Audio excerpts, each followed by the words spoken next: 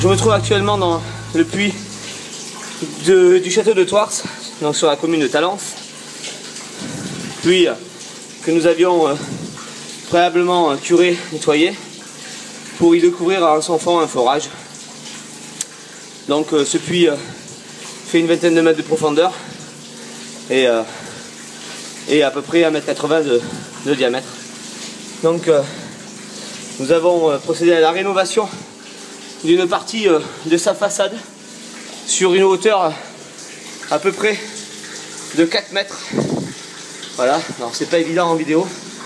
Et voilà ce que ça représente à peu près. Voilà. Donc cette partie a été rénovée par l'insertion du bâti du puits pour pouvoir après y fixer les ferrailles et un coffrage fibre de type alimentaire. Voilà. Alors au départ, ce puits devait être normalement à la base coffré étayé, et on devait construire un muret à peu près tous les 50 cm jusqu'à son haut. Mais les conditions ne nous ont absolument pas permis de procéder de cette manière.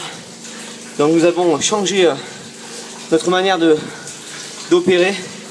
Nous avons scellé chimique avec un scellement spécifique pour milieu immergé. Scellé chimique, donc sur toute la hauteur des barres, des tiges filetées qui nous ont permis de maintenir un coffrage en fibre de verre avec une résine de type alimentaire, voilà, qui est imputrescible à l'eau et qui va nous permettre donc qui nous a permis donc de nous servir de coffrage. Donc nous avons ensuite coulé, ferraillé bien entendu, coffré, puis coulé tout le bâti jusqu'à son haut. Donc voilà, toute la partie qui était effondrée aujourd'hui ne l'est plus. Alors, on voit une zone d'ombre là, mais c'est pas une zone d'ombre. Tout ça a été bien coulé. Voilà. On voit pas grand chose en vidéo, c'est pas évident de filmer dans un espace aussi confiné. Voilà. Donc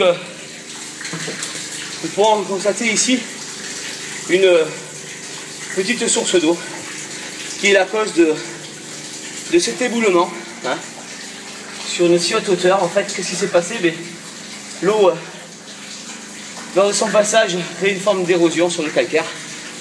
Calcaire qui s'est éboulé, puisque les pierres du bâti sont en calcaire. S'est effrité, éboulé, il a fragilisé le bâti, et l'ensemble du bâti est tombé, tout simplement.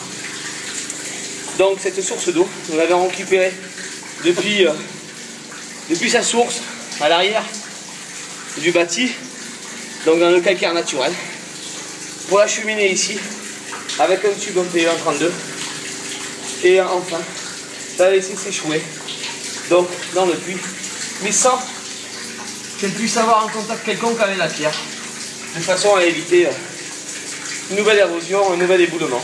Bon, alors forcément on est à l'abri de rien, mais en tout cas celle-ci est canalisée. Alors nous avons quand même changé au cours des travaux notre façon de travailler, de nombreuses techniques. Nous sommes adaptés au fur et à mesure des travaux,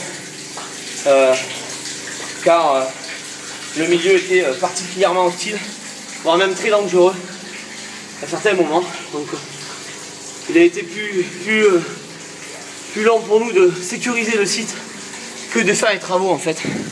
Voilà. Donc maintenant que le bâti est bien mis, qui permet d'éviter une corrosion quelconque sur les métaux.